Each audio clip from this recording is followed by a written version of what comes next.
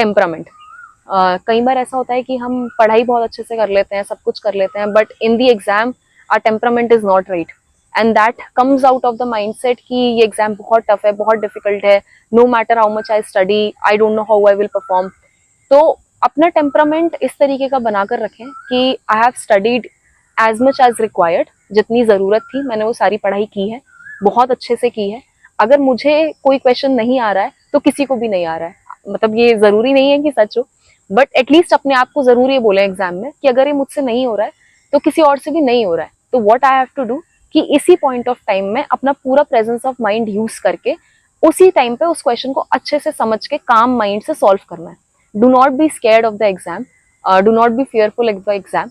अगर हम ऐसे माइंडसेट में रहते हैं तो हम एक्चुअली पेपर में आते हुए क्वेश्चंस भी गलत कर देते हैं, बट अगर हम काम दिमाग से, ठंडे दिमाग से एग्जाम में जाते हैं तो कई बार जो चीजें नहीं आती हैं वो भी हम सही कर देते हैं। एंड सिविल सर्विसेज सीएससी के एग्जाम में आपको कई बार सरप्राइजेस मिलेंगे, and the only way to deal with those surprises, those kind of questions is to keep a calm mind. आपने एग्जाम तक आते आते सफिशिएंट पढ़ाई कर ली होती है, तो just have that kind of temperament and that mindset that I can definitely do this, it is doable.